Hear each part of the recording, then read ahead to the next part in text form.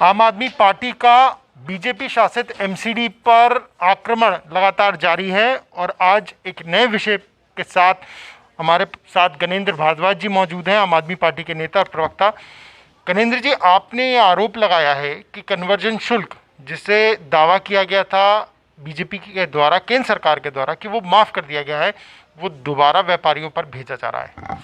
देखिए, अभी सौरभ जी ने इस बारे में पीसी करी है और भारतीय जनता पार्टी का एक यही मामला नहीं, भारतीय जनता पार्टी ने हमेशा चुनावों के समय दिल्ली के लोगों को बरगलाने का काम करा है।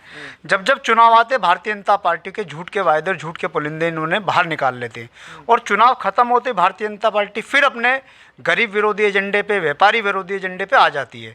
आज जो सौरभ जी ने कहा कि भारतीय जनता पार्टी ने दिल्ली विधानसभा के चुनाव से पहले पूरी दिल्ली में होर्डिंग्स लगाए थे, पूरी दिल्ली में इस बात का बहुत पूरे तरीके से प्रचार किया था कि हमने लोकल शॉपिंग सेंटर LSC पे हमने कन्वर्जन चार्जेस माफ़ कर दिए हैं और उसके बाकायदा प्रचार भी किया गया, बाकायदा प्रधानमंत्री का धन्यवाद भी किया गया। दिल्ली में चारों तरफ होर्डिंग और ये बात कही गई कि 100 बाजारों में ये शुल्क माफ़ किया गया निश्चित तौर पर। और अब क्या हो रहा है कि साउथ MCD उन मार्केट्स में नोटिस भेज रही है उन दुकानदारों को ये कह के कि आपने कन्वर्जन चार्जेस नहीं जमा कराए, अगर आप कन्वर्जन चार्जेस नहीं जमा कराओगे तो आपको चालान के साथ साथ आपको आपके खिलाफ आपराधिक कार्रवाई भी की जाएगी। इस तरीके की चीज़ें सामने आ रही है।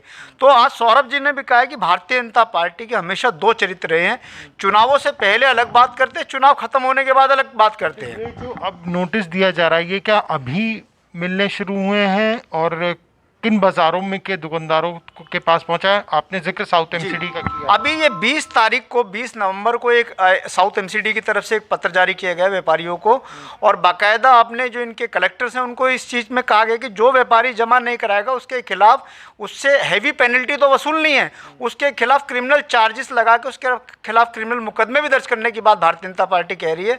और हमारा शुरू से ये कहना है कि भारतीय जनता पार्टी गरीब विरोधी है, व्यापारी विरोधी है और भारतीय जनता पार्टी वाले अभी तक दिल्ली की हार को बचा नहीं पा रहे। बार बार किस तरीके से दिल्ली के लोगों से बदला लेना है, बार बार किस तरीके से दिल्ली के लोगों से एक जो खुन्नस निकालने का काम भारतीय जनता पार्टी कर रही है और ये लोकतंत्र में ठीक नहीं है।